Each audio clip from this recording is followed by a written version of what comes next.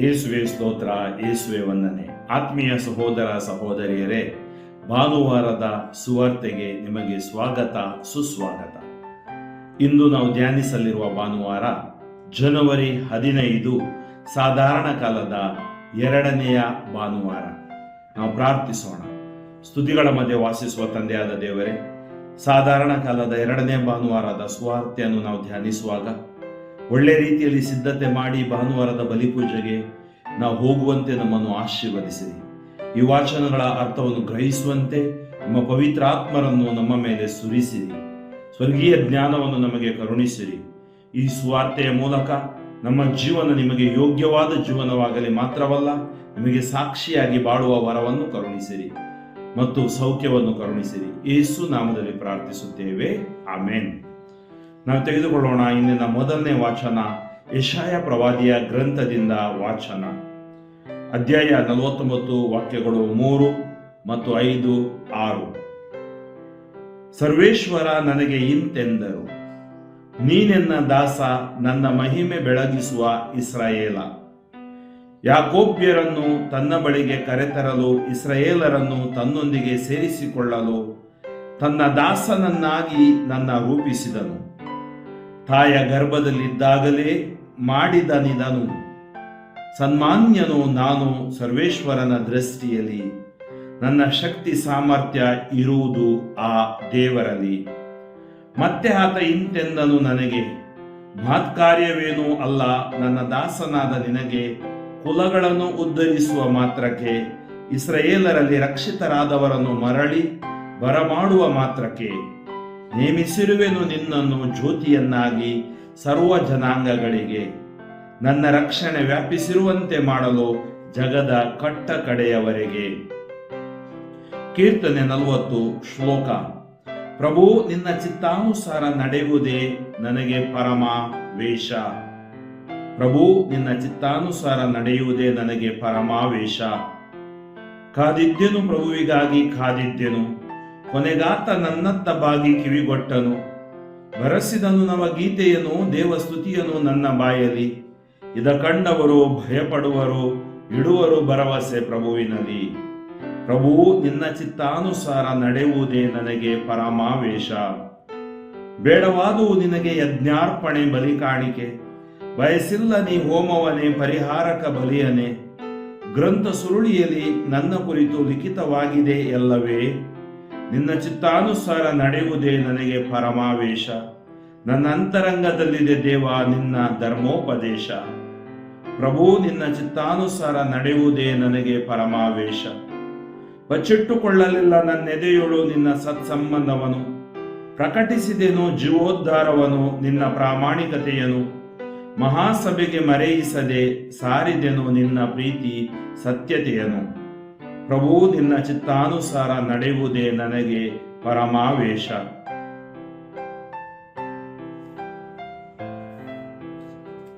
ಕೊರಿಂಥದವರಿಗೆ ಬರೆದ ಮೊದಲ ಪತ್ರಿಕೆಯಿಂದ ವಾಚನ. ಅಧ್ಯಾಯ 1, ವಾಕ್ಯಗಳು 1ರಿಂದ 3.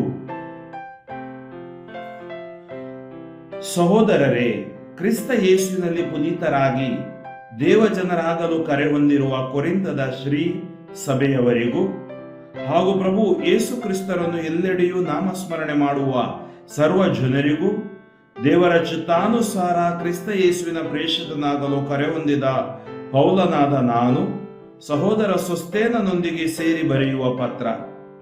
ಯೇಸು ಕ್ರಿಸ್ತರು ನಮಗೂ ಸಮಸ್ತ ದೇವಜನರಿಗೂ ಪ್ರಭುವಾಗಿದ್ದಾರೆ. ನಮ್ಮ ತಂದೆಯಾದ ದೇವರಿಂದಲೂ ಪ್ರಭುವಾದ ಯೇಸು ಕ್ರಿಸ್ತರಿಂದಲೂ ನಿಮಗೆ ಅನುಗ್ರಹ ಮತ್ತು ಶಾಂತಿ ಸಮಾಧಾನ ಲಭಿಸಲಿ. ಇಂದಿನ ಶುಭ ಸಂದೇಶ, ಅಧ್ಯಾಯ 1, ವಾಕ್ಯಗಳು 29ರಿಂದ 34. ಯೋವಾನನು ಬರೆದ ಶುಭ ಸಂದೇಶ. ಮರುದಿನ ಯೋವಾನನು ತಾನಿದ್ದಲ್ಲಿಗೆ ಯೇಸು ಬರುತ್ತಿರುವುದನ್ನು ಕಂಡು, ಇಗೋ ನೋಡಿ, ಬಲಿ ಅರ್ಪಣೆಗಾಗಿ ದೇವರು ನೇಮಿಸಿರುವ ಕುರಿಮರಿ, ಲೋಕದ ಪಾಪಗಳನ್ನು ಪರಿಹರಿಸುವವರು ಇವರೇ. ಇವರು ನನ್ನ ಬಳಿಕ ಬಂದವರಾದರೂ ನನಗಿಂತಲೂ ಮೊದಲೇ ಇದ್ದವರು, ಆದುದರಿಂದ ಇವರು ನನಗಿಂತಲೂ ಶ್ರೇಷ್ಠರು ಎಂದು ನಾನು ಹೇಳಿದುದು ಇವರನ್ನು ಕುರಿತೇ. ಇಸ್ರಾಯೇಲರಿಗೆ ಇವರನ್ನು ತೋರ್ಪಡಿಸಬೇಕೆಂದೇ ನಾನು ನೀರಿನಿಂದ ಸ್ನಾನದೀಕ್ಷೆ ಕೊಡುತ್ತಾ ಬಂದೆನು. ಬರಬೇಕಾಗಿದ್ದವರು ಇವರೇ ಎಂದು ನನಗೂ ತಿಳಿದಿರಲಿಲ್ಲ ಎಂದು ನುಡಿದನು. ಯೋವಾನನು ತನ್ನ ಸಾಕ್ಷ್ಯವನ್ನು ಮುಂದುವರಿಸುತ್ತಾ, ಪಾರಿವಾಳದ ರೂಪದಲ್ಲಿ ಪವಿತ್ರಾತ್ಮ ಸ್ವರ್ಗದಿಂದ ಇಳಿದು ಬಂದು ಅವರ ಮೇಲೆ ನೆಲೆಸುವುದನ್ನು ನಾನು ನೋಡಿದೆನು. ಬರಬೇಕಾಗಿದ್ದವರು ಇವರೇ ಎಂದು ನನಗೂ ತಿಳಿದಿರಲಿಲ್ಲ. ಆದರೆ ನೀರಿನಿಂದ ಸ್ನಾನದೀಕ್ಷೆ ಕೊಡುವಂತೆ ನನ್ನನ್ನು ಕಳುಹಿಸಿದ ದೇವರು ಪವಿತ್ರಾತ್ಮ ಇಳಿದು ಬಂದು ಯಾವ ವ್ಯಕ್ತಿಯ ಮೇಲೆ ನೆಲೆಸುವುದನ್ನು ನೀನು ನೋಡುವಿಯೋ ಆತನೇ ಪವಿತ್ರಾತ್ಮನಿಂದ ದೀಕ್ಷಾ ಸ್ನಾನ ಕೊಡುವಾತ ಎಂದಿದ್ದರು. ಅದನ್ನು ನಾನು ಕಣ್ಣಾರೆ ನೋಡಿದ್ದೇನೆ.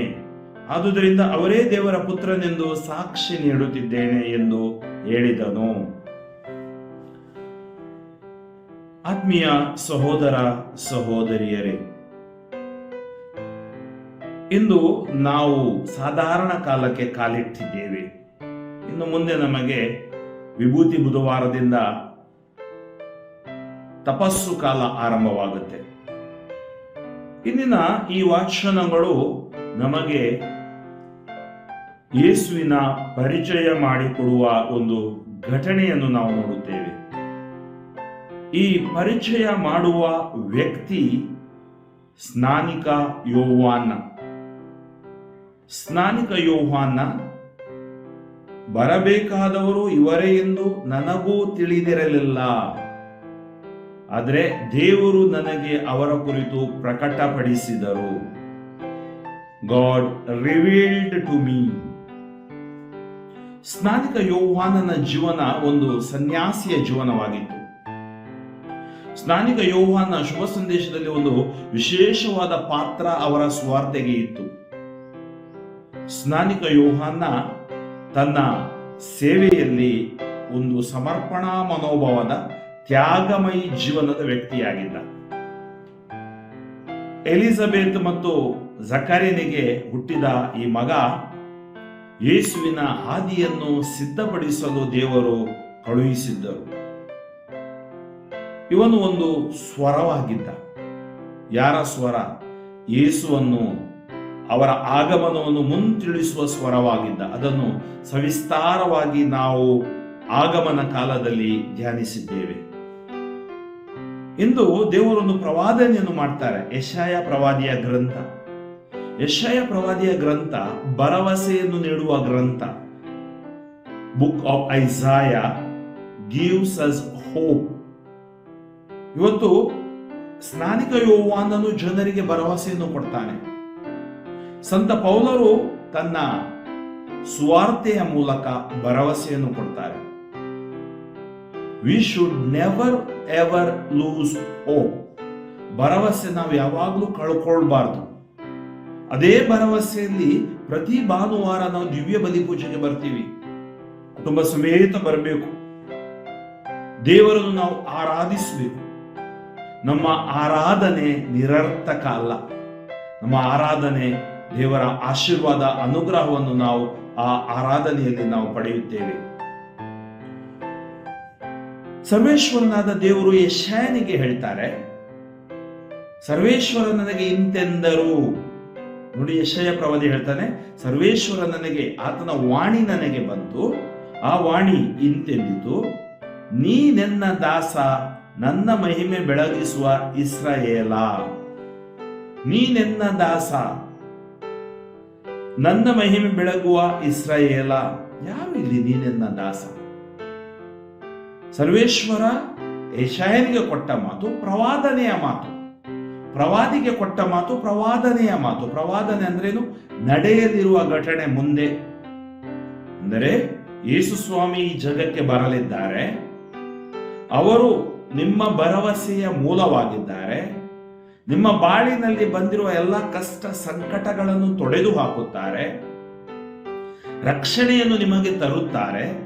ರಕ್ಷಣಾ ಯೋಜನೆಯಲ್ಲಿ ನೀವೆಲ್ಲರೂ ಪಾಲುದಾರರು ಎಂಬ ಸಂದೇಶವನ್ನು ದೇವರು ಶ್ರುತಪಡಿಸುತ್ತಾರೆ. ನೀನೆನ್ನ ದಾಸ, ನನ್ನ ಮಹಿಮೆ ಬೆಳಗಿಸುವ ಇಸ್ರಾಯೇಲ. ಯಾಕೋಬ್ಯರನ್ನು ನನ್ನ ಬಳಿಗೆ ಕರೆತರಲು, ಇಸ್ರಾಯೇಲರನ್ನು ತನ್ನೊಂದಿಗೆ ಸೇರಿಸಿಕೊಳ್ಳಲು ತನ್ನ ದಾಸನನ್ನಾಗಿ ನನ್ನ ರೂಪಿಸಿದನು. ಆದ್ದರಿಂದ ಯಾಕೋಬ್ಯರನ್ನು, ಇಸ್ರಾಯೇಲರನ್ನು ದೇವರೊಂದಿಗೆ ಸೇರಿಸಲು ದಾಸನನ್ನಾಗಿ ಆತನನ್ನು ದೇವರು ನೇಮಿಸುತ್ತಾರೆ. ತಾಯಿಯ ಗರ್ಭದಲ್ಲಿದ್ದಾಗಲೇ ಇದನು ಯಾವಾಗ? ಪ್ರವಾದಿಗೆ ಕೊಟ್ಟ ಕರೆ, ಜನರನ್ನು ಭರವಸೆಯಲ್ಲಿ ಮತ್ತು ದೇವರ ಪ್ರೀತಿಯಲ್ಲಿ ಅವರನ್ನು ಇಡುವಂಥದ್ದು, ಬಲಪಡಿಸುವಂಥದ್ದು. ಅದೇ ಮುಂದೆ ಬರಲಿರುವ ಪ್ರಭು ಯೇಸು ಈ ಜನರನ್ನು ರಕ್ಷಿಸಲಿರುವರು. ಸನ್ಮಾನ್ಯನು ನಾನು ಸರ್ವೇಶ್ವರನ ದೃಷ್ಟಿಯಲ್ಲಿ, ನನ್ನ ಶಕ್ತಿ ಸಾಮರ್ಥ್ಯ ಇರುವುದು ಆ ದೇವರಲ್ಲಿ. ಯಾವುದೇ ಪ್ರವಾದಿಯ, ಸುವಾರ್ತಿಕನ ಶಕ್ತಿ ಸಾಮರ್ಥ್ಯ ಇರುವುದು ದೇವರಲ್ಲಿ. God is our strength. God is our stronghold. God is our fortress. ಯಾರು ಹೇಳ್ತಾ ಇದ್ದಾನೆ? ದಾವಿದ ಹೇಳ್ತಾ ಇದ್ದಾನೆ, ದೇವರು ನನಗೆ ಆಶ್ರಯ ದುರ್ಗ, ದೇವರು ನನ್ನ ಕೋಟೆ. ಅಂದ್ರೆ ದೇವರು ನಮ್ಮನ್ನು ಸೃಜಿಸಿದ ದೇವರು ನಮ್ಮೊಂದಿಗಿದ್ದಾರೆ. ಇಮ್ಯಾನ್ಯುಯಲ್ ನಮ್ಮೊಂದಿಗಿದ್ದಾರೆ. ಅವರು ನಮಗೆ ಬಲ ಕೊಡ್ತಾರೆ, ನಮಗೆ ಶಕ್ತಿ ಕೊಡ್ತಾರೆ. ನಾವು ಈ ಲೋಕದಲ್ಲಿ ಜಯಿಸುವಂತೆ ನಮ್ಮನ್ನು ಆಶೀರ್ವದಿಸುತ್ತಾರೆ. ಮತ್ತೆ ಆತ ಇಂತೆಂದನು, ನನಗೆ ಮಹತ್ಕಾರ್ಯವೇನೂ ಅಲ್ಲ, ನನ್ನ ದಾಸನಾದ ನಿನಗೆ ಕುಲಗಳನ್ನು ಉದ್ಧರಿಸುವ ಮಾತ್ರಕ್ಕೆ, ಇಸ್ರಾಯೇಲರಲ್ಲಿ ರಕ್ಷಿತರಾದವರನ್ನು ಮರಳಿ ಬರಮಾಡುವ ಮಾತ್ರಕ್ಕೆ ನೇಮಿಸಿರುವೆನು ನಿನ್ನನ್ನು ಜ್ಯೋತಿಯನ್ನಾಗಿ ಸರ್ವ ಜನಾಂಗಗಳಿಗೆ. ಯೆಶಾಯನ ಮಾತು, ಯೆಶಾಯನ ಜೀವನ ಆ ಜನಾಂಗಗಳಿಗೆ ಒಂದು ಜ್ಯೋತಿ. ಇವತ್ತು ಕೂಡ ಆತನನ್ನು ನಾವು ನೆನೆಸುತ್ತೇವೆ. ಕಾರಣ ಆತನ ಪ್ರವಾದನೆಯ ಮೂಲಕ ದೇವರ ಒಂದು ಸಂದೇಶವನ್ನು ಆತ ತರ್ತಾನೆ. ಹಾಗೇನೆ ಈಗ ನಮಗೆ ಜ್ಯೋತಿ ಯಾರು? ರಕ್ಷಕ ಯೇಸು. ಈ ಲೋಕದಲ್ಲಿ ಯೇಸು ಜ್ಯೋತಿಯಾಗಿ ಬಂದಿದ್ದಾರೆ, ನಮಗೆ ಮಾರ್ಗವಾಗಿ ಬಂದಿದ್ದಾರೆ, ಸತ್ಯವಾಗಿ ಬಂದಿದ್ದಾರೆ ಮತ್ತು ನನ್ನ ರಕ್ಷಣೆ ವ್ಯಾಪಿಸಿರುವಂತೆ ಮಾಡಲು ಜಗದ ಕಟ್ಟ ಕಡೆಯವರೆಗೆ. ಅದಕ್ಕೆ ನಾವು ಮಾಡ್ತೀವಿ, ಕಂಡು ಬಂದಿದ್ದು ಜಗದ ಎಲ್ಲೆಗೆ ನಮ್ಮ ದೇವ ಸಾಧಿಸಿದ ಜಯಗಳಿಕೆ. ನಮ್ಮ ದೇವ ಸಾಧಿಸಿದ ಜಯಗಳಿಕೆ ನಮಗೆ ಆಶೀರ್ವಾದ. ನಮ್ಮ ದೇವರು ನಮಗೆ ಜಯವನ್ನು ಕೊಟ್ಟೇ ಕೊಡುವರು. ಆದ್ದರಿಂದ ಇಂದಿನ ಈ ಯೆಶಾಯ ಪ್ರವಾದಿಯ ಗ್ರಂಥ ನಮಗೆ ಒಂದು ಭರವಸೆಯನ್ನು ನೀಡುತ್ತೆ. It gives us hope. ಹಾಗೇನೆ ನಾವು ಕೀರ್ತನೆಗೆ ಬಂದರೆ, ಕೀರ್ತನೆ 40, ಪ್ರಭು ನಿನ್ನ ಚಿತ್ತಾನುಸಾರ ನಡೆಯುವುದೇ ನನಗೆ ಪರಮಾವೇಶ. ನಾವೇನ್ ಮಾಡಬೇಕು? ದಾವಿದ ಹೇಳ್ತಾ ಇದ್ದಾನೆ, ಕೀರ್ತನಕಾರ ಬರೀತಾ ಇದ್ದಾನೆ, ನಿನ್ನ ಚಿತ್ತಾನುಸಾರ, ನನ್ನ ಚಿತ್ತವಲ್ಲ, ನಿನ್ನ ಚಿತ್ತ. We have to do the will of God. ದೇವರ ಚಿತ್ತದಂತೆ ನಾವು ಜೀವಿಸಬೇಕು. ದೇವರು ಮೆಚ್ಚುವ ರೀತಿಯಲ್ಲಿ ಜೀವಿಸುವುದಂದ್ರೆ ದೇವರ ಚಿತ್ತದಂತೆ ನಾವು ಜೀವಿಸುವುದು. ದೇವರ ಚಿತ್ತ ಎಲ್ಲಿ ಗೊತ್ತಾಗುತ್ತೆ? ನಮಗೆ 10 ಆಜ್ಞೆಗಳಲ್ಲಿ ಗೊತ್ತಾಗುತ್ತೆ, ಸಪ್ತ ಸಂಸ್ಕಾರಗಳಲ್ಲಿ ಗೊತ್ತಾಗುತ್ತೆ, ದೇವರ ವಾಕ್ಯದಲ್ಲಿ ಗೊತ್ತಾಗುತ್ತೆ. ಇಂಥ ವಾಚನಗಳ ಮೂಲಕ ಅವರು ನಮಗೆ ಶ್ರುತಪಡಿಸುತ್ತಾರೆ. ನೋಡೋಣ, ಇಲ್ಲಿ 3 ಚರಣಗಳಿವೆ. ಕಾದಿದ್ದೆನು ಪ್ರಭುವಿಗಾಗಿ, ಕಾದಿದ್ದೆನು, ಕೊನೆಗಾತ ನನ್ನತ್ತ ಬಾಗಿ ಕಿವಿಗೊಟ್ಟನು. ನೋಡಿ, ನಮ್ಮ ವೇಟಿಂಗ್, ವಾಚಿಂಗ್, ವೆನ್ ವಿ ಕಾದಿರುವುದು ಸೋಲಲ್ಲ. ನಾವು ನಂಬಿಕೆ, ವಿಶ್ವಾಸದಿಂದ, ಭರವಸೆಯಿಂದ ಕಾದಿರಬೇಕು. ದೇವರು ನಮಗೆ ಕಿವಿ, ನಮ್ಮ ಪ್ರಾರ್ಥನೆ, ನಮ್ಮ ಅರ್ಥನಾದ ಆಲಿಸಿಯೇ ಆಲಿಸುತ್ತಾರೆ. ಬರೆಸಿದನು ನವ ಗೀತೆಯನ್ನು, ದೇವ ಸ್ತುತಿಯನ್ನು ನನ್ನ ಬಾಯಲ್ಲಿ ನವ ಗೀತೆಯನ್ನು, ದೇವ ಸ್ತುತಿಯನ್ನು ಬರಮಾಡಿದನು. ಇದ ಕಂಡವರು ಭಯಪಡುವರು, ಇಡುವರು ಭರವಸೆ ಪ್ರಭುವಿನಲ್ಲಿ. ಇದ ಕಂಡವರು ಭಯಪಡುವರು, ಇಡುವರು ಭರವಸೆ ಪ್ರಭುವಿನಲ್ಲಿ. ಅಂದರೆ ದೇವರ ಸ್ತುತಿ ನನ್ನ ಬಾಯಲ್ಲಿ ಬಂದಾಗ ನನ್ನನ್ನು ವಿರೋಧಿಸುವವರು ಭಯಪಡುವರು. ದೇವರ ಸ್ತುತಿ ನಮ್ಮಲ್ಲಿ ಇರುವಾಗ ನಾವು ದೇವರಲ್ಲಿ ಆಶೀರ್ವಾದ ಹೊಂದುತ್ತೇವೆ. ಬೇಡವಾದು ನಿನಗೆ ಯಜ್ಞಾರ್ಪಣೆ, ಬಲಿ ಕಾಣಿಕೆ, ಬಯಸಿಲ್ಲ ನೀ ಹೋಮವನೇ, ಪರಿಹಾರಕ ಬಲಿಯನೇ. ಗ್ರಂಥ ಸುರುಳಿಯಲ್ಲಿ ನನ್ನ ಕುರಿತು ಲಿಖಿತವಾಗಿದೆ ಎಲ್ಲವೇ, ನಿನ್ನ ಚಿತ್ತಾನುಸಾರ ನಡೆಯುವುದೇ ನನಗೆ ಪರಮಾವೇಶ. ನನ್ನ ಅಂತರಂಗದಲ್ಲಿದೆ ದೇವ ನಿನ್ನ ಧರ್ಮೋಪದೇಶ. ಅಂದ್ರೆ ದೇವರು ಕೇವಲ ನಾವು, ವಿ ಆರ್ ನಾಟ್ ಕಲ್ಟಿಕ್ ಪೀಪಲ್. ಕಲ್ಟಿಕ್ ಅಂದ್ರೆ ಏನಂದ್ರೆ ಕೇವಲ ಆಚರಣೆಗಳನ್ನು ಮಾಡುವವರು ಮಾತ್ರ ಅಲ್ಲ ಅಲ್ವಾ. ಇನ್ನೊಂದು ಅರ್ಥದಲ್ಲಿ ಹೇಳುವುದಾದ್ರೆ ಧಾರ್ಮಿಕರು. ನಾವು ಆಧ್ಯಾತ್ಮಿಕವಾಗಿ ಪ್ರಭುವಿನ ಮಕ್ಕಳು. ಆದ್ದರಿಂದ ಸಹೋದರ ಸಹೋದರಿಯರು, ಯಜ್ಞಾರ್ಪಣೆ, ಬಲಿ ಕಾಣಿಕೆ, ಹೃದಯ ಪರಿಶುದ್ಧ ಇಲ್ಲದೆ, ಜೀವನ ಒಳ್ಳೆಯದಿಲ್ಲದೆ ಅದು ದೇವರಿಗೆ ಬೇಡ. ನಾನು ಅನ್ಯಾಯ, ಅನೀತಿ ಮಾಡಿ ಯಜ್ಞಾರ್ಪಣೆ ಮಾಡುವುದು ಅಥವಾ ಬಲಿ ಕಾಣಿಕೆ ಅರ್ಪಿಸುವುದು ಜೀವನದಲ್ಲಿ ಪರಿವರ್ತನೆ ಇಲ್ಲದಿದ್ರೆ ಅದು ದೇವರು ಬಯಸೋಲ್ಲ. ಗ್ರಂಥ ಸುರುಳಿಯಲ್ಲಿ ನನ್ನ ಕುರಿತು ಲಿಖಿತವಾಗಿವೆ ಅಲ್ಲವೇ? ವಾಕ್ಯಗಳು ನಿಮಗೆ ಗೊತ್ತಿದೆ, ಬೈಬಲ್ ಅಲ್ಲಿ ನೋಡಿದ್ರೆ ಯೇಸು ಸ್ವಾಮಿ ಮಹೋ ಗ್ರಾಮದಲ್ಲಿ ಹೇಳ್ತಾರೆ, ಎಲ್ಲಾ ಪವಿತ್ರ ಗ್ರಂಥಗಳಲ್ಲೂ ನನ್ನ ಕುರಿತು ಬರೆದಿವೆ. ನಿನ್ನ ಚಿತ್ತಾನುಸಾರ ನಡೆಯುವುದೇ ನನಗೆ ಪರಮಾವೇಶ. ನಾವು ದೇವರ ಚಿತ್ತದಂತೆ ನಾವು ನಡೆಯಬೇಕು ಮತ್ತು ದೇವರ ಉಪದೇಶ, ಧರ್ಮೋಪದೇಶ, ಕ್ಯಾಟಕಿಸಮ್, ಸತ್ಯಗಳು ನಮ್ಮ ಹೃದಯದಲ್ಲಿರಬೇಕು, ಅಂತರಂಗದಲ್ಲಿರಬೇಕು. ಬಚ್ಚಿಟ್ಟುಕೊಳ್ಳಲಿಲ್ಲ ನನ್ನ ಎದೆಯೋಳು ನಿನ್ನ ಸತ್ಸಂಬಂಧವನ್ನು, ನಿನ್ನೊಟ್ಟಿಗಿರುವ ಸಂಬಂಧವನ್ನು ಎದೆಯೋಳು ಬಚ್ಚಿಟ್ಟುಕೊಳ್ಳಲಿಲ್ಲ, ಬದಲಾಗಿ ಪ್ರಕಟಿಸಿದೆನು ಜೀವೋದ್ಧಾರವನ್ನು ನಿನ್ನ ಪ್ರಾಮಾಣಿಕತೆಯನ್ನು, ಮಹಾಸಭೆಗೆ ಮರೆಯಿಸದೆ ಸಾರಿದನು ನಿನ್ನ ಪ್ರೀತಿ ಸತ್ಯತೆಯನ್ನು. ನೋಡಿ, ನಾನು ಬಚ್ಚಿಟ್ಟುಕೊಳ್ಳಲಿಲ್ಲ ನನ್ನ ಎದೆಯೋಳು ನಿನ್ನ ಸತ್ಸಂಬಂಧವನ್ನು, ಪ್ರಕಟಿಸಿದೆನು ಜೀವೋದ್ಧಾರವನ್ನು ನಿನ್ನ ಪ್ರಾಮಾಣಿಕತೆಯನ್ನು, ಮಹಾಸಭೆಗೆ ಮರೆಯಿಸದೆ ಸಾರಿದನು ನಿನ್ನ ಪ್ರೀತಿ ಸತ್ಯತೆಯನ್ನು. ನನಗೆ ಆದ ಅನುಭವವನ್ನು ನಾನು ಹಂಚಿಕೊಂಡಿದ್ದೇನೆ. ನಾನು ಒಬ್ಬ ಕ್ರೈಸ್ತನಾಗಿ ಪ್ರತಿಯೊಬ್ಬರೂ ನಾವು ಯೇಸುವಿಗೆ ಸಾಕ್ಷಿಯಾಗಬೇಕು. ಅವರ ಚಿತ್ತಾನುಸಾರ ನಾವು ಜೀವಿಸಬೇಕು. ಇಂದಿನ 2ನೇ ವಾಚನದಲ್ಲಿ ಸಂತ ಪೌಲರು ಕೊರಿಂಥದವರಿಗೆ ಬರೆದ ಪತ್ರಿಕೆಯಲ್ಲಿ ಹೇಳ್ತಾರೆ, ಇದೊಂದು ಗ್ರೀಟಿಂಗ್ಸ್ ಅಥವಾ ಒಂದು ಪತ್ರ ಬರೆಯುವಾಗ ಅವರ ಮೊದಲ ಆದ್ಯತೆ ಏನು ಎಂಬುದಾಗಿ ನಮ್ಗೆ ಗೊತ್ತಾಗುತ್ತೆ. ಸಹೋದರರೇ, ಕ್ರಿಸ್ತ ಯೇಸುವಿನಲ್ಲಿ ಪುನೀತರಾಗಿ ದೇವ ಜನರಾಗಲು ಕರೆ ಹೊಂದಿರುವ ಕೊರಿಂಥದ ಶ್ರೀ ಸಭೆಯವರಿಗೂ ಹಾಗೂ ಪ್ರಭು ಯೇಸು ಕ್ರಿಸ್ತರನ್ನು ಎಲ್ಲೆಡೆಯೂ ನಾಮಸ್ಮರಣೆ ಮಾಡುವ ಸರ್ವ ಜನರಿಗೂ ದೇವರ ಚಿತ್ತಾನುಸಾರ. ನೋಡಿ, ನಾನು ನನ್ನ ಸ್ವಂತ ಚಿತ್ತಾನುಸಾರ ಬಂದಿಲ್ಲ. ಅದ ಹೇಳ್ತಾರೆ ನೋಡಿ, ನೀವೆಲ್ಲ ಕ್ರಿಸ್ತ ಯೇಸುವಿನ ಪ್ರಜೆಗಳು, ನಿಮ್ಮನ್ನು ದೇವರು ಕರೆದಿದ್ದಾರೆ, ದೇವರ ಪ್ರಭು ಯೇಸುವಿನ ನಾಮಸ್ಮರಣೆ ನೀವು ಮಾಡ್ತಾ ಇದ್ದೀರಾ, ನಿಮಗೆಲ್ಲರಿಗೂ ನಾನು ವಂದಿಸುತ್ತೇನೆ. ದೇವರ ಚಿತ್ತಾನುಸಾರ ಕ್ರಿಸ್ತ ಯೇಸುವಿನ ಪ್ರೇಷಿತನಾಗಲು ಕರೆ ಹೊಂದಿದ ಪೌಲನಾದ ನಾನು ಸಹೋದರ ಸೊಸ್ತೇನನೊಂದಿಗೆ ಸೇರಿ ಬರೆಯುವ ಪತ್ರ.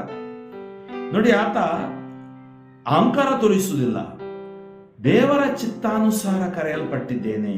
ಕೀರ್ತನೆಯಲ್ಲಿ ಏನು ಓದಿದ್ವು? ನಿನ್ನ ಚಿತ್ತಾನುಸಾರ ನಡೆಯುವುದೇ ನನಗೆ ಪರಮಾವೇಶ. ದೇವರ ಚಿತ್ತಾನುಸಾರ ನಾನು ಪ್ರೇಷಿತ. ಏಕೆಂದರೆ 12 ಮಂದಿ ಆಯ್ಕೆಯಾದವರು ಯೇಸುವಿನಿಂದ, ಆದರೆ ಪೌಲ ದರ್ಶನದ ಮೂಲಕ ಆಯ್ಕೆಯಾದ. ನಮಗೂ ಯೇಸು ಕ್ರಿಸ್ತರು ನಮಗೂ ಸಮಸ್ತ ದೇವಜನರಿಗೂ ಪ್ರಭುವಾಗಿದ್ದಾರೆ. ಆದ್ದರಿಂದ ಪ್ರಭು ಯೇಸು ಎಲ್ಲರಿಗಾಗಿ ಲೋಕಕ್ಕೆ ಬಂದರು, ನಮಗೂ ಹಾಗೂ ಸಮಸ್ತ ದೇವಜನರಿಗೂ ಪ್ರಭುವಾಗಿದ್ದಾರೆ. ನಮ್ಮ ತಂದೆಯಾದ ದೇವರಿಂದಲೂ ಪ್ರಭುವಾದ ಯೇಸು ಕ್ರಿಸ್ತರಿಂದಲೂ ನಿಮಗೆ ಅನುಗ್ರಹ ಮತ್ತು ಶಾಂತಿ ಸಮಾಧಾನ ಲಭಿಸಲಿ. ನೋಡಿ, ಅವರನ್ನು ಸಂಬೋಧಿಸುವಾಗ ಹೇಳ್ತಾ ಇದ್ದಾನೆ, ನಿಮಗೆ ಅನುಗ್ರಹ ಲಭಿಸಲಿ, ಶಾಂತಿ ಸಮಾಧಾನ ಲಭಿಸಲಿ. ನೋಡಿ, ಅವನ ಪತ್ರದ ನಾವು ಒಕ್ಕಣೆ ಅಂತೀವಿ, ಬಹಳ ಸುಂದರವಾಗಿ ಬರೀತಾನೆ ಅವನು. ಪ್ರಭು ಯೇಸುವಿನ ಶಾಂತಿ, ಅನುಗ್ರಹ. ಇವತ್ತು ನಮ್ಮ ಈ ಸಭೆ, ನಾವು ಮಾಡುವ ಎಲ್ಲ ಆಧ್ಯಾತ್ಮಿಕ ಕಾರ್ಯಗಳು ಅವರ ಅನುಗ್ರಹ ಮತ್ತು ಅವರ ಒಂದು ಆಶೀರ್ವಾದ. ಅದನ್ನೇ ಇವತ್ತಿನ ಶುಭ ಸಂದೇಶದಲ್ಲಿ ನಾವು ನೋಡುವುದಾದ್ರೆ, ಯೋಹಾನ ಏನ್ ಮಾಡ್ತಾನೆ? ಯೇಸುವಿನ ಪರಿಚಯ ಮಾಡಿಕೊಡ್ತಾನೆ. ಮರುದಿನ ಯೋಹಾನನು ತಾನಿದ್ದಲ್ಲಿಗೆ ಯೇಸು ಬರುತ್ತಿರುವುದನ್ನು ಕಂಡು, ನೋಡಿ, ಯೇಸು ಬರುವುದು ಅವನಿಗೆ ಗೊತ್ತಾಯಿತು. ಆತ್ಮಭರಿತನಾಗ್ತಾನೆ. ಇಗೋ ನೋಡಿ, ಬಲಿ ಅರ್ಪಣೆಗಾಗಿ ದೇವರು ನೇಮಿಸಿರುವ ಕುರಿಮರಿ, is the lamb of god. ನಿಮಗೆ ನೆನಪಿರಬಹುದು, ಹಳೆ ಒಡಂಬಡಿಕೆಯಲ್ಲಿ ಅಬ್ರಹಾಮ ಈಸಾಕನನ್ನು ಬಲಿ ಅರ್ಪಣೆ ಮಾಡಲು ಕರೆದೊಯ್ಯುತ್ತಿದ್ದ. ದೇವರು ಏನ್ ಹೇಳಿದ್ರು? ಅಬ್ರಹಾಮನೇ, ನಿನ್ನ ಏಕ ಮಗನನ್ನು ನನಗೆ ಬಲಿ ಕೊಡು. ಏಕೆಂದ್ರೆ ಅಬ್ರಹಾಮ ತನ್ನ ಲೋಕದಲ್ಲಿ ಮೊದಲು ತುಂಬಾ ದೇವರನ್ನು ಹಚ್ಚಿಕೊಂಡಿದ್ದ, ಮಗು ಬಂದ ಮೇಲೆ ಸ್ವಲ್ಪ ಕಮ್ಮಿ ಆಯ್ತು ಕಾಣುತ್ತೆ. ದೇವರು ಪರೀಕ್ಷಿಸಿದರು. ನೋಡಿ, ನಮ್ಮ ನಿರೀಕ್ಷೆಯಲ್ಲಿ ಪರೀಕ್ಷೆ ಯಾವಾಗಲೂ ಇರುತ್ತೆ. ಅವನು ಹೊರಟ, ಮಗ ಈ ಕಟ್ಟಿಗೆ ತಗೊಂಡು ಹೊರಟ. ಮಗ ಕೇಳಿದ ರಸ್ತೆಯಲ್ಲಿ, ಅಪ್ಪ ಬಲಿ ಇಲ್ಲಲ್ಲ. ಅಪ್ಪನ ಮಾತು, ಅಬ್ರಹಾಮನ ಮಾತು ಏನು? ದೇವರೇ ಒದಗಿಸಿ ಕೊಡುತ್ತಾರೆ. ನೋಡಿ, ಯೆಹೋವಾ ಜೈರೆ ಅಥವಾ ಈರೆ, ಒದಗಿಸಿ ಕೊಡುವ ದೇವರು.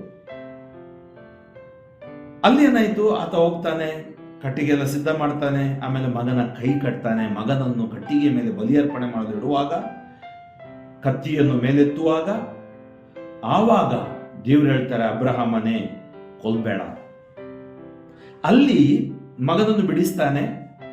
ಅಲ್ಲಿ ಒಂದು ಮುಳ್ಳಿನ ಪೊದೆಯಲ್ಲಿ ಒಂದು ನೋಡಿ, ಆ ಸ್ಥಳ ಬೆಟ್ಟ, ಆ ಬೆಟ್ಟದ ಮೇಲೆ ಮುಳ್ಳಿನ ಪೊದೆಯಲ್ಲಿ ಒಂದು ಕುರಿಮರಿ ನೋಡ್ತಾನೆ. ಅದನ್ನು ತಂದು ಬಲಿ ಅರ್ಪಿಸುತ್ತಾನೆ. ಅಂದ್ರೆ ಆ ಕುರಿಮರಿ ಕೊಟ್ಟಿದ್ಯಾರು? ಈಸಾಕನ ಜಾಗದಲ್ಲಿ ದೇವರು. ಇವತ್ತು ನೋಡಿ ಯಾವ ಸಂಬಂಧ, ಅಬ್ರಹಾಮ, ಈಸಾಕ, ಆ ಕುರಿ. ಇಲ್ಲಿ ಯೋಹಾನನ ಮೂಲಕ, ಅಲ್ಲಿ ಅಬ್ರಹಾಮನ ಮೂಲಕ ದೇವರ ಸಂದೇಶ ಕೊಟ್ಟರು. ಇವತ್ತು ಯೋಹಾನನ ಮೂಲಕ ಯುಗೋ ನೋಡಿ ಬಲಿ ಅರ್ಪಣೆಗಾಗಿ ದೇವರು ನೇಮಿಸಿರುವ ಕುರಿಮರಿ. ಅಲ್ಲಿ ನಿಜವಾದ ಕುರಿಮರಿ ಬಲಿ ಅರ್ಪಿಸಿದ. ಇಲ್ಲಿ ದೇವರ ಪರಮತ್ರಿತ್ವದ ಎರಡನೇ ವ್ಯಕ್ತಿಯೇ ಬಂದಿದ್ದಾರೆ. ಯುಗೋ ನೋಡಿ ಬಲಿ ಅರ್ಪಣೆಗಾಗಿ ದೇವರು ನೇಮಿಸಿರುವ ಕುರಿಮರಿ. ನಾವು ಬಲಿಪೂಜೆಯಲ್ಲೂ ಕೂಡ ಹೇಳ್ತೀವಿ, ಯುಗೋ ದೇವರ ಕುರಿಮರಿ. ಇದರ ಪಾಸ್ಕ ಭೋಜನಕ್ಕೆ ಆಹ್ವಾನಿತರು ಭಾಗ್ಯವಂತರು, ಪಾಪ ಪರಿಹರಿಸುವವರು, ಲೋಕದ ಪಾಪಗಳನ್ನು ಪರಿಹರಿಸುವವರು ಇವರೇ. ಈ ಕುರಿಮರಿ ಅಲ್ಲಿ ಬೆಟ್ಟದ ಮೇಲೆ, ಕಪಾಲ ಗುಡ್ಡದ ಮೇಲೆ ತನ್ನನ್ನೇ ತಾನು ಸಮರ್ಪಿಸಲಿರುವ, ನಮಗಾಗಿ ಬಲಿಯಾಗಲಿರುವ ಈ ಕುರಿಮರಿ ಇವರೇ. ನನ್ನ ಬಳಿಕ ಬಂದವರಾದರೂ ನನಗಿಂತಲೂ ಮೊದಲೇ ಇದ್ದವರು, ಆದುದರಿಂದ ಇವರು ನನಗಿಂತಲೂ ಶ್ರೇಷ್ಠರು. ನೋಡಿ, ಸ್ನಾನಿಕ ಯೋಹಾನನ ದೀನತೆ, ಸರಳತೆ. ಇವರು ನನಗಿಂತಲೂ ಶ್ರೇಷ್ಠರು. ಸ್ನಾನಿಕ ಯೋಹಾನನಲ್ಲಿ ವರಗಳಿತ್ತು, ಆದರೆ ಅವನ ಫೋಕಸ್, ಅವನ ದೃಷ್ಟಿಕೋನ ಸರಿಯಾಗಿತ್ತು.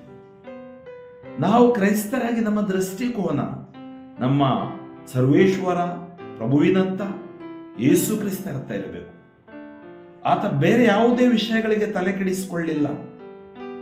ಕ್ರೈಸ್ತ ಜೀವನದಲ್ಲಿ ಕ್ರಿಸ್ತ ಕೇಂದ್ರಿತ ಜೀವನ ನಮ್ದಾಗಬೇಕು. ಆ ಕ್ರಿಸ್ತ ಕೇಂದ್ರಿತ ಜೀವನ ಆಗಬೇಕು. ಕ್ರಿಸ್ತನನ್ನು ನಾವು ಅರಿತುಕೊಳ್ಬೇಕು. ಸಂತ ಪೌಲ ಅದೇ ಹೇಳ್ತಾನೆ, ಕ್ರಿಸ್ತನನ್ನು ನಾನು ಅರಿತುಕೊಳ್ಬೇಕು, ಅವರಾಗಿ ನಾನು ಆಗಬೇಕು, ಆ ಓಟದಲ್ಲಿ ನಾನು ಜಯಶಾಲಿ ಆಗಬೇಕು. ಅದಕ್ಕಾಗಿ ಎಲ್ಲವನ್ನೂ ನಾನು ಕ್ಷುಲ್ಲಕ ಕಸವೆಂದೆಣಿಸುತ್ತೇನೆ. ಆತನ ಪುನರುತ್ಥಾನದಲ್ಲಿ ನನಗೆ ಭಾಗಿಯಾಗಬೇಕು. ಇಗೋ ಇವರೇ ದೇವರ ಕುರಿಮರಿ. ಇಸ್ರಾಯೇಲರಿಗೆ ಇವರನ್ನು ತೋರ್ಪಡಿಸಬೇಕೆಂದೇ ನಾನು ನೀರಿನಿಂದ ಸ್ನಾನ ದೀಕ್ಷೆ ಕೊಡುತ್ತಾ ಬಂದೆನು. ನಾನು ಯಾವ ಸ್ನಾನ ದೀಕ್ಷೆ ಕೊಟ್ಟೆ? ನೀರಿನ ಸ್ನಾನ ದೀಕ್ಷೆ. ಬರಬೇಕಾಗಿದ್ದರು ಇವರೇ ಎಂದು ನನಗೂ ತಿಳಿದಿರಲಿಲ್ಲ.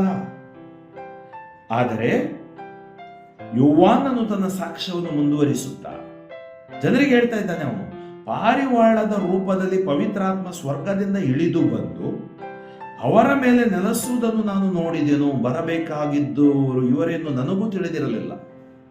ಯಾವಾಗ ದೇವರು ನನಗೆ ಈ ಅರಿಕೆಯನ್ನು ಮಾಡಿದರು, ಈ ಒಂದು ಅರಿಕೆಯ ಮೂಲಕ ನಾನು ದೇವರನ್ನು, ಆ ಯೇಸುವನ್ನು ನಾನು ದೇವರು ನನಗೆ ಪರಿಚಯ ಮಾಡಿಕೊಟ್ರು. ನೋಡಿ, ದೇವರೇ ಕಲಿಸುವರು, ದೇವರೇ ತಿಳಿಸುವರು, ದೇವರೇ ಪರಿಚಯ ಮಾಡುವರು. ಆದರೆ ನೀರಿನಿಂದ ಸ್ನಾನ ದೀಕ್ಷೆ ಕೊಡುವಂತೆ ನನ್ನನ್ನು ಕಳುಹಿಸಿದ ದೇವರು ಪವಿತ್ರಾತ್ಮ ಇಳಿದು ಬಂದು ಯಾವ ವ್ಯಕ್ತಿಯ ಮೇಲೆ ನೆಲೆಸುವುದನ್ನು ನೀನು ನೋಡುವಿಯೋ ಆತನೇ ಪವಿತ್ರಾತ್ಮನಿಂದ ದೀಕ್ಷಾ ಸ್ನಾನ ಕೊಡುವಾತ ಎಂದಿದ್ದರು. ಅದನ್ನು ನಾನು ಕಣ್ಣಾರೆ ನೋಡಿದ್ದೇನೆ, ಆದುದರಿಂದ ಅವರೇ ದೇವರ ಪುತ್ರನೆಂದು ಸಾಕ್ಷಿ ನೀಡುತ್ತಿದ್ದೇನೆ ಎಂದು ಹೇಳಿದನು. ಹೌದು ಆತ್ಮೀಯರೇ, ಎಂತ ಒಳ್ಳೆಯ ಒಂದು ಅವಕಾಶ ದೇವರು ಸ್ನಾನಿಕ ಯೋವನಿಗೆ ಕೊಟ್ಟರು. ಹೇಗೆ ನಾನು ನನ್ನ ಹಿಂದಿನ ಪ್ರಬೋಧನೆಯಲ್ಲಿ ಹೇಳಿದೆ, ಕುರುಬರಿಗೆ ಮೊದಲ ಕ್ರಿಸ್ತ ಜಯಂತಿ ನಿಜವಾದ ಕೊಟ್ಟಿಗೆಯನ್ನು ನೋಡುವ ಅನುಭವ ಸಿಕ್ಕಿತು. ಸ್ನಾನಿಕ ಯೋವನನಿಗೆ ರಕ್ಷಕನನ್ನು ನೋಡುವ, ಮುಟ್ಟುವ, ಸ್ನಾನ ದೀಕ್ಷೆ ಕೊಡುವ, ಪ್ರಕಟಿಸುವ ಮತ್ತು ಅವರಿಗಾಗಿ ಸಾಕ್ಷಿಯಾಗುವ ಭಾಗ್ಯ ಸಿಕ್ತು. ಅದಕ್ಕೆ ಯೇಸು ಹೇಳ್ತಾರೆ, ಈತನಿಗಿಂತ ಶ್ರೇಷ್ಠನು ಯಾರು ಇಲ್ಲ. ಆದರೆ ಈ ಲೋಕದಲ್ಲಿ ಕನಿಷ್ಠನಾಗಿರುವವನು ಸ್ವರ್ಗ ಸಾಮ್ರಾಜ್ಯದಲ್ಲಿ ಶ್ರೇಷ್ಠನಾಗಲು ಸಾಧ್ಯ. ಆತ್ಮೀಯ ಸಹೋದರ ಸಹೋದರಿಯರೇ, ಈ ಭಾನುವಾರ, ಎರಡನೆಯ ಭಾನುವಾರ ಸಾಧಾರಣ ಕಾಲದ ಈ 3 ವಾಕ್ಯಗಳನ್ನು, ವಚನಗಳನ್ನು ನಾವು ಧ್ಯಾನಿಸಿದೆವು ಮತ್ತು ಕೀರ್ತನೆಯನ್ನು ಧ್ಯಾನಿಸಿದೆವು. ನಾವು ಕೂಡ ಸ್ನಾನಿಕ ಯೋಹಾನನಂತೆ ಯೇಸುವಿನ ಪರಿಚಯವನ್ನು ಇತರರಿಗೆ ಕೊಡುವವರಾಗೋಣ. ನಮಗೆ ಈ ಸುವಾರ್ತೆಯ ಮೂಲಕ ಯೇಸು ನಮಗೆ ಪ್ರಕಟಿಸಲ್ಪಟ್ಟಿದ್ದಾರೆ. God has revealed us Jesus. ಯೇಸುವಿನಲ್ಲಿ ನಮ್ಮ ಬಾಳನ್ನು ಕಟ್ಟೋಣ. ನಮ್ಮ ಬಾಳು ಹಸನಾಗಲೆಂದು ಪ್ರಾರ್ಥಿಸೋಣ. ನಮ್ಮಲ್ಲಿರುವ ಬಲಹೀನತೆಗಳು, ನ್ಯೂನ್ಯತೆಗಳು ಮನ್ನಿಸಿರಿ ಪ್ರಭು ಅಂತೇಳಿ ವಿಶೇಷವಾಗಿ ಈ ದಿನ ನಾವು ಪ್ರಾರ್ಥಿಸೋಣ. ಕಣ್ಣುಗಳನ್ನು ಮುಚ್ಚಿ ಪ್ರಾರ್ಥಿಸಿ. ಸ್ತುತಿಗಳ ಮಧ್ಯೆ ವಾಸಿಸುವ ತಂದೆಯಾದ ದೇವರೇ, ನಿಮ್ಮ ನಾಮಕ್ಕೆ ಅನಂತ ಕೋಟಿ ಸ್ತುತಿ ಸ್ತೋತ್ರ ವಂದನೆಗಳನ್ನು ಸಲ್ಲಿಸುತ್ತೇನೆ.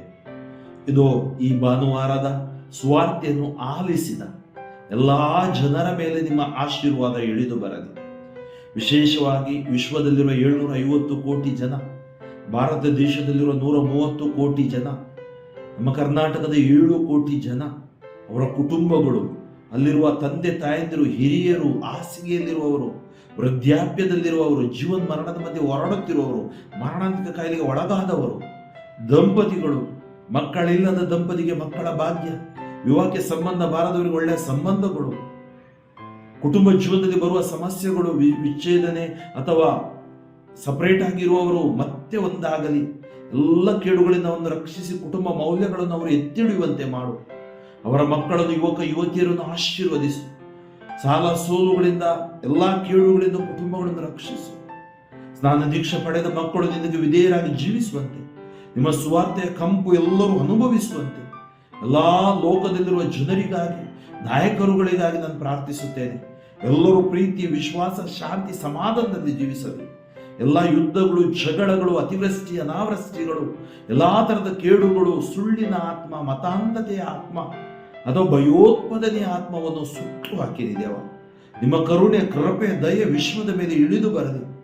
100 ವರ್ಷ ಬಾಳುವ ಈ ಮನುಷ್ಯನಿಗೆ ಪರಸ್ಪರ ಪ್ರೀತಿ, ಶಾಂತಿಯಿಂದ ಕುಟುಂಬಗಳನ್ನು ಕಟ್ಟುವಂತಾಗಲಿ, ಸಮಾಜವನ್ನು ಕಟ್ಟುವಂತಾಗಲಿ. ಇದೋ ಜ್ಞಾನದ ಕೊರತೆ ಉಳ್ಳವನು ನನ್ನಲ್ಲಿ ಪ್ರಾರ್ಥಿಸಲೆಂದು ಹೇಳಿದ್ದೀನಿ. ನಮಗೆ ಬೇಕಾದ ಪ್ರೀತಿಸುವ, ಶಾಂತಿ, ಸಮಾಧಾನ, ಜೀವಿಸುವ ಜ್ಞಾನವನ್ನು ಕರುಣಿಸಿರಿ. ಎಲ್ಲ ಅಂಧಕಾರ, ನಕಾರಾತ್ಮಕ ಚಿಂತನೆಗಳು, ನೆಗೆಟಿವ್ ಆಲೋಚನೆಗಳು, ಐಡಿಯಾಲಜಿಗಳನ್ನು ನಿಷ್ಕ್ರಿಯ ಮಾಡಿರಿ. ಇದೋ ದೇವ, ನಿಮ್ಮ ಕರುಣೆ, ಕೃಪೆ, ದಯೆ ಸರ್ವರ, ವಿಶೇಷವಾಗಿ ನಿರಾಶ್ರಿತರು, ನಿರ್ಗತಿಕರು, ಅನಾಥರು, ವಿಧವೆಯರು, ವಿದುರರು, ಬಡವರು, ಕಾರ್ಮಿಕ ವರ್ಗದವರು, ರೈತಾಪಿ ವರ್ಗದವರ ಮೇಲೆ ಇಳಿದು ಬರಲಿ. ಒಂದು ದಿನ ಊಟಕ್ಕೂ ಕಷ್ಟ ಪಡುತ್ತಿರುವವರ ಮೇಲೆ ಇಳಿದು ಬರಲಿ. ಆಸ್ಪತ್ರೆಯಲ್ಲಿರುವ ಎಲ್ಲ ರೋಗಿಗಳು, ICU, MICU, NICU ರೋಗಿಗಳಿಗಾಗಿ, ಈ ವೆಂಟಿಲೇಟರ್ಲಿರುವ ರೋಗಿಗಳಿಗಾಗಿ, ಕೊರೋನಾ ಸೋಂಕಿಗೆ ಒಳಗಾದ, ವಿವಿಧ ಸೋಂಕುಗಳಿಗೆ ಒಳಗಾದವರಿಗಾಗಿ ಪ್ರಾರ್ಥಿಸುತ್ತೇನೆ. ನನ್ನ ವಾಟ್ಸಪ್, ಇಮೇಲ್, ಫೇಸ್ಬುಕ್ ಅಲ್ಲಿ ಪ್ರಾರ್ಥನೆ ಕೇಳಿಕೊಂಡ 24 ವರ್ಷಗಳಿಂದ ಪ್ರಾರ್ಥಿಸಿದ ಎಲ್ಲ ವ್ಯಕ್ತಿಗಳು ಆಶೀರ್ವಾದಗೊಳ್ಳಲಿ. ದೇವಾ, ನಿಮ್ಮ ಕರುಣೆ, ಕೃಪೆ, ದಯೆ ಎಲ್ಲರ ಮೇಲೆ ಇಳಿದು ಬರಲಿ. ಎಲ್ಲಾ ಕೇಡುಗಳಿಂದ ಇದೇ ನಿಮಿಷದಲ್ಲಿ ಯೇಸುವೆ, ನೀವು ನುಡಿದಿರಿ, ನನ್ನ ನಾಮದಲ್ಲಿ ಏನು ಕೇಳಿದರೂ ಕೊಡುವೆನು, ಬೆಳ್ಳಿ ಬಂಗಾರ ನನ್ನಲ್ಲಿಲ್ಲ ಪ್ರಭುವೆ. ನಿನ್ನ ನಾಮದಲ್ಲಿ ಮಕ್ಕಳಿಗಾಗಿ ಆರೋಗ್ಯಕ್ಕಾಗಿ ಪ್ರಾರ್ಥಿಸುತ್ತೇನೆ, ಜ್ಞಾನಕ್ಕಾಗಿ ಪ್ರಾರ್ಥಿಸುತ್ತೇನೆ, ಯಶಸ್ಸಿಗಾಗಿ ಪ್ರಾರ್ಥಿಸುತ್ತೇನೆ. ಎಲ್ಲ ಕೇಡುಗಳು, ಸೈತಾನನ್ನು ತಂದೊಡುವ ಕುತಂತ್ರಗಳಿಂದ ಅವರನ್ನು ಬಿಡುಗಡೆಗೊಳಿಸಿರಿ ಯೇಸುವೆ. ನಿಮ್ಮ ಕರುಣೆ, ಕೃಪೆ, ದಯೆ ಅವರ ಮೇಲೆ ಹಾರಿಯಲಿ. 38 ವರ್ಷ ಕುರಿ ಬಾಗಿಲಿನ ಬಳಿ ಮುಟ್ಟಿದ್ರಿ. ಸತ್ತ ಲಾಸರಿಗೆ ಜೀವ ಕೊಟ್ರಿ, ಕುರುಡರಿಗೆ ದೃಷ್ಟಿದಾನ ಮಾಡಿದ್ರಿ, ಕಿವುಡರಿಗೆ ಆಲಿಸುವ ಶಕ್ತಿ ಕೊಟ್ರಿ, ಮೂಗರಿಗೆ ಮಾತಾಡುವ ಶಕ್ತಿ ಕೊಟ್ರಿ, ಪಾರ್ಶ್ವ ರೋಗಿಯನ್ನು ಎದ್ದು ನಡೆಸಿದ್ದೀರಿ, ಜಲೋದರ ರೋಗಿಗೆ ಸೌಖ್ಯ ಕೊಟ್ರಿ, ಗೂನಿ ಬೆಂದಿದ ಮಹಿಳೆಯನ್ನು ಸ್ಪರ್ಶಿಸಿದ್ದೀರಿ. ಇದೋ ಯೇಸುವೆ, ನಿನ್ನ ನಾಮದಲ್ಲಿ ಎಲ್ಲ ರೋಗ, ರುಜಿನ, ಬಾಧೆ, ಪೀಡೆ, ಪಿಚಾಚಿ ಶಕ್ತಿ, ಪಾಪ, ಶಾಪಗಳು ಬಿಟ್ಟು ದೊಡ್ಡ ಬುದಿಯಾಗಿ touch them Lord, anoint them Lord, heal them Lord. ಯೇಸು ನಾಮದಲ್ಲಿ ಪ್ರಾರ್ಥಿಸುತ್ತೇನೆ, ಜೀವವುಳ್ಳ ತಂದೆಯೇ, ಆಮೆನ್. ಸರ್ವಶಕ್ತ ದೇವರಾದ ಪಿತಾ ಮತ್ತು ಸುತ ಮತ್ತು ಪವಿತ್ರಾತ್ಮರು ನಿಮ್ಮನ್ನು ಆಶೀರ್ವದಿಸಲಿ. ಫಾದರ್ ಫ್ರಾಂಕ್ಲಿನ್ ಡಿಸೂಜಾ, ಶಿವಮೊಗ್ಗ ಧರ್ಮಕ್ಷೇತ್ರ. ನನಗಾಗಿಯೂ ನನ್ನ ಸುವಾರ್ಥ ಸೇವೆಗಾಗಿಯೂ ಪ್ರಾರ್ಥಿಸಿರಿ. ಆಮೆನ್.